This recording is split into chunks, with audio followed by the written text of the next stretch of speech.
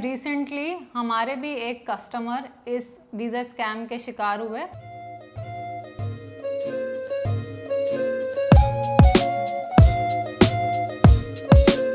Hi guys. तो सबसे पहले तो आप सभी को ईद की बहुत बहुत मुबारकबाद। तो गाइस आज यूएई में ईद है और जिस टाइम पर आप ये व्लॉग देख रहे होंगे तब तक इंडिया में और बाकी सभी कंट्रीज में ईद हो चुकी होगी। तो गाइस सुबह से ही हमारे घर में बहुत सारे गेस्ट आ रहे थे, तो हमें बहुत सारे काम करने थे, इसलिए हम बहुत ज़्यादा ही बिजी थे। इसलिए हमें इस बार ईद के लिए वो स्पेशल व्लॉग शूट करने का टाइम नहीं मिला। तो आज की वीडियो में हम आपको बताएंगे दो बहुत ही इंपॉर्टेंट चीज़ों के बारे में जो आपके लिए बहुत ही ज़्यादा यूज़फुल होंगी। तो ये वाला वीडियो बिना स्किप की लास्ट तक देखिए, क्योंकि ये इन्फॉर्मेशन आपके लिए जानना बहुत ज़रूरी है और आपको आगे फ्यूचर में बहुत हेल्प करेगा। तो चलिए बिना टाइम वेस्ट करें शुरू करते हैं आज का वीडियो। Let's go. तो गाइस ईद वाले दिन बिरयानी ना बने ऐसा कैसे हो सकता है। तो चांद रात अनाउंस होते ही हमने ईद की तैयारियां शुरू कर दी और सबसे पहले हमने शुरुआत करी दही भल्ले बनाने से, जो कि मेरी एक्सपर्टीज़ है। और दही भल्ले बनाने में मुझे बहुत मज़ा आता है और मुझे ये बहुत ईजी लगता है क्योंकि मैं इतनी बार बना चुकी हूँ कि अब तो मुझे ये बाएं हाथ का खेल लगता है। और दूसरी तरफ हमने चढ़ाई शीर, जो कि मसरूर की एक्सपर्टीज़ है। तो मसरूर बना रहे थे शीर और मैं बना रही थी दही भल्ले। और मैं जल्दी से काम से फ्री हो गई क्योंकि मुझे मेहंदी लगवानी थी। तो मेहंदी आर्टिस्ट आ चुके हैं, हमने बुकिंग करवा ली थी एक दिन पहले ही, मगर इनको हमने 9 बजे का टाइम दिया था और ये लेट आ रहे हैं 10:30 बजे। तो चलिए देखते हैं क्या कमाल करते हैं।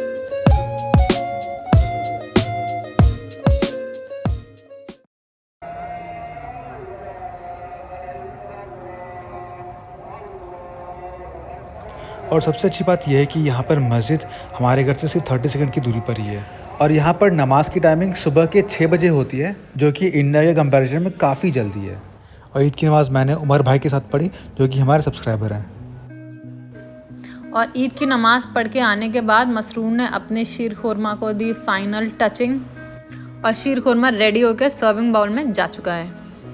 उसके बाद बारी थी बिरयानी की, जो कि सबसे मुश्किल काम है और बहुत ही टाइम कंज्यूमिंग है। पर बिरयानी के लिए इतने एफर्ट्स तो बनते हैं बिकॉज बिरयानी किसे नहीं पसंद और हमारी तो फेवरेट है। तो गाइज़ अगर आप हमें कभी भी अपने घर बिरयानी पे इनवाइट करना चाहते हैं तो आप बेझिझक हमें इनवाइट कर सकते हैं। हम बिरयानी के लिए कहीं भी आ सकते हैं। और हमारे घर पर लंच पे कुछ गेस्ट आ रहे थे, हमारे फ्रेंड्स जिनसे हम बहुत सालों बाद मिलने वाले थे क्योंकि हम अबू धाबी मूव हो गए थे। तो ये है फाइनल लुक मेरे दही भल्लों का और ये शामी कबाब भी मैंने बनाए थे।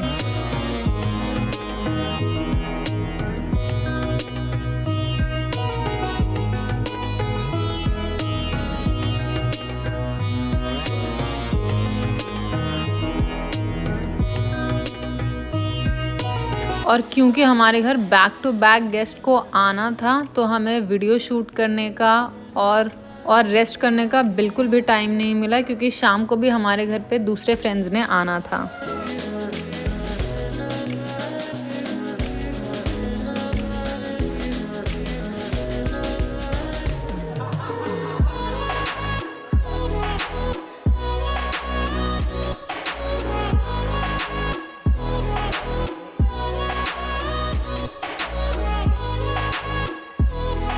तो गाइज आज है यहाँ पर ईद का नेक्स्ट डे और आज है इंडिया में ईद। तो आप सबको ईद मुबारक दोबारा से। और आज हमने अपने ईद के नए कपड़े पहने और हम लोग रेडी हो चुके हैं, जो कि हमारी फैमिली ने इंडिया से हमारे लिए भेजे हैं। So we really want to thank our family. So thank you mummy daddy, Saif भाई भाभी और Afshai for sending us such lovely Eid gifts and dresses. And we really want to thank our loving subscriber and customer Pushkar and his parents, जो हमारे लिए ये सारी चीज़ें India से लेकर आए और हमारे घर तक उन्होंने ये सब कुछ पहुंचाया। So thank you so much guys। तो आइए आप बात करते हैं सबसे मोस्ट इम्पॉर्टेंट पॉइंट के बारे में, जो आज का वीडियो का टॉपिक है। तो गाइस जब आप लोग इंडिया से दुबई घूमने के लिए आते हैं या किसी और कंट्री से दुबई घूमने के लिए आते हैं तो आप वेरियस एजेंट्स को अप्रोच करते हैं वीज़ा प्रोवाइड करने के लिए। तो मोस्ट केसेस में उनको एक सही वीज़ा, करेक्ट वीज़ा मिल जाता है, बट हमने कुछ केसेस रिसेंटली सुने हैं जहाँ पे लोगों को फेक वीज़ाज भी प्रोवाइड किए जा रहे हैं। तो गाइज रिसेंटली हमारे भी एक कस्टमर इस वीज़ा स्कैम के शिकार हुए और आज की वीडियो में हम आपके साथ शेयर करते हैं उनकी पूरी स्टोरी, ताकि आपके साथ बिल्कुल भी ये चीज़ ना हो पाए, बिकॉज हम नहीं चाहते कि किसी और के साथ ऐसा हो दोबारा। और किसी और की गलती की वजह से उन्हें 3 से 4 लाख रुपए का नुकसान झेलना पड़ा, जो कि बहुत ही बुरा है। और इसलिए हम चाहते हैं कि आप इस वीडियो के थ्रू इस पूरी सच्चाई को जान सकें और आप बिल्कुल भी डिस्करेज ना हो, और ताकि आप इन सारे स्कैम से बच सकें। तो गाइस, जैसे कि आप सब जानते हैं कि हम दुबई के लिए पूरा टूर बुक करते हैं, तो ऐसे ही हमारे कस्टमर थे जिन्होंने हमारे साथ पूरा पैकेज बुक करा, और नॉर्मल से बहुत ज़्यादा कॉस्टली उन्होंने पैकेज बुक करा, because he wanted to experience each and everything. So it was a couple coming from Mumbai. और उनका हनीमून था, इसलिए वो चाहते थे कि ज़्यादा से ज़्यादा यहाँ पे एंजॉय कर पाएँ, तो सारी जगह उन्होंने बुक कर रखी थी। एक एक एक्टिविटी, एक एक एक्सपीरियंस, हर चीज़ उन्होंने बुक करी थी, हर चीज़ अपने पैकेज में इंक्लूड कराई थी, और मैंने खुद उनके आइटनरी बनाई थी और उनके लिए सारी चीज़ें बुक करी थी। और मुझे बहुत बुरा लगा जब मुझे पता चला कि वो ट्रैवल नहीं कर पाए। तो ईद से 2 दिन पहले के उन्होंने अपनी फ़्लाइट बुक करी थी बॉम्बे से दुबई की। तो वो लोग किसी और शहर में रहते थे और वहाँ से वो बॉम्बे आए। बॉम्बे में एयरपोर्ट पे जाके उन्होंने फ़्लाइट बोर्ड करने के लिए जब वो चेकिंग काउंटर पे गए, तो वहाँ पे जो भी एयरलाइन का स्टाफ था उसने बोला कि आपका जो वीज़ा है वो सिस्टम में शो नहीं कर रहा है, सो वीज़ा नॉट फाउंड आ रहा है।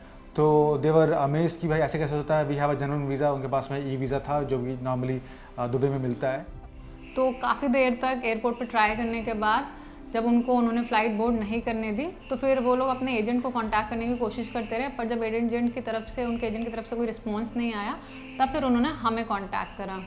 तो वैसे फिर मैंने उनसे कहा अपना वीज़ा मुझे भेजने के लिए, तो उन्होंने मुझे अपनी वीज़ास कॉपी भेजी, और हम यहाँ पर दिन रात वीज़ाज़ अप्लाई करते हैं, तो हमें बहुत अच्छे से पता है कि वीज़ाज़ कैसे दिखते हैं।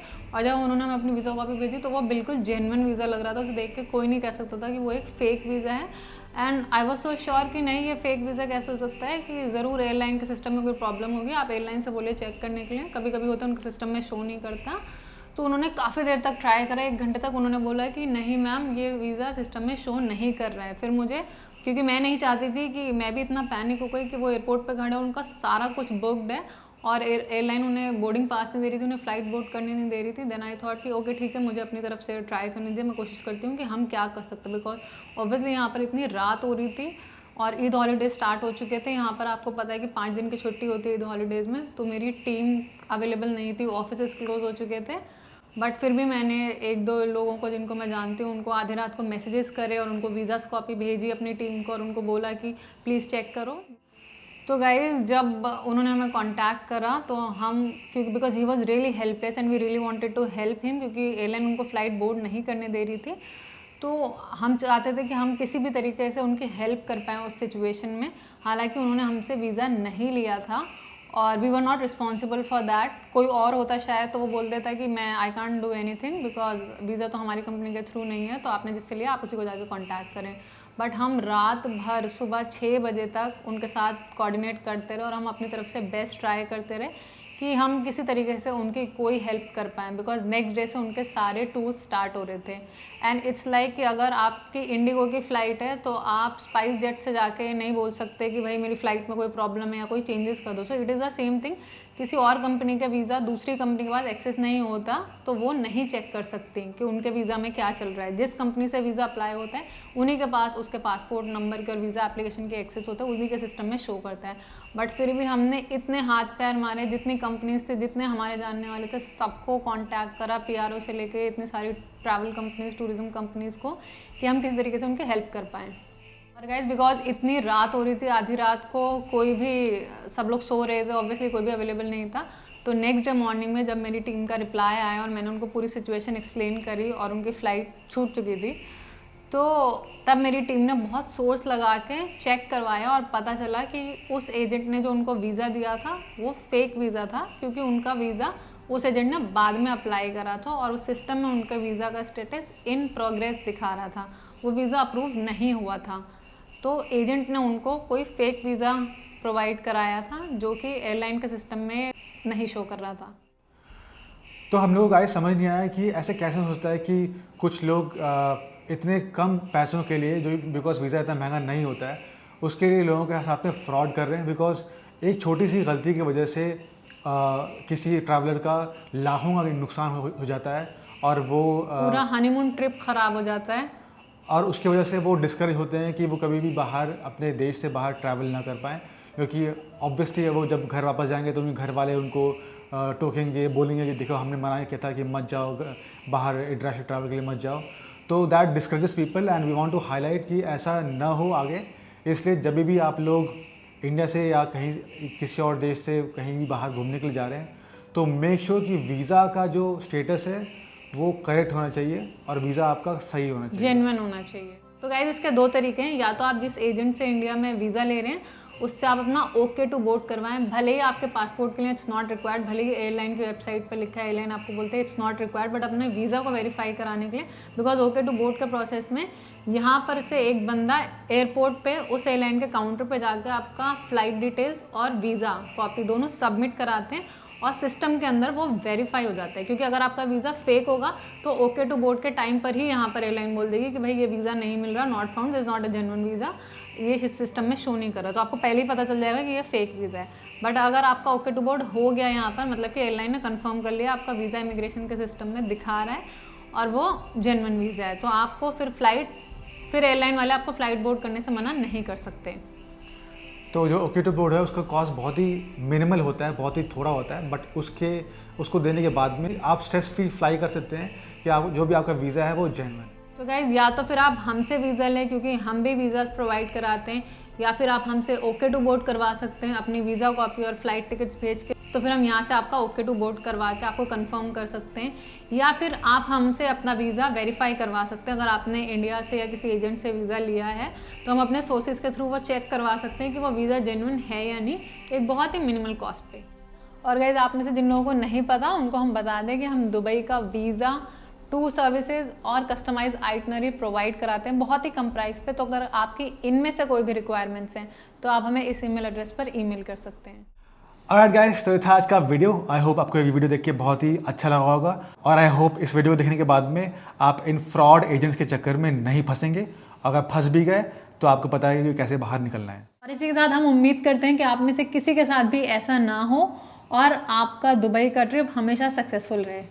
और हमारी मोटिवेशन के लिए वीडियो को लाइक करें, शेयर करें और चैनल को ज़रूर सब्सक्राइब करें। गाइज आप लोग हमारी वीडियोस देखते हैं, उनको पसंद करते हैं, इतने अच्छे अच्छे कमेंट्स करते हैं, पर आप में से काफ़ी सारे लोग सब्सक्राइब नहीं करते।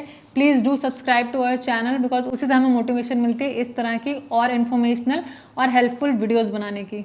अब मिलते हैं नेक्स्ट वीडियो में। Until then take care, bye bye.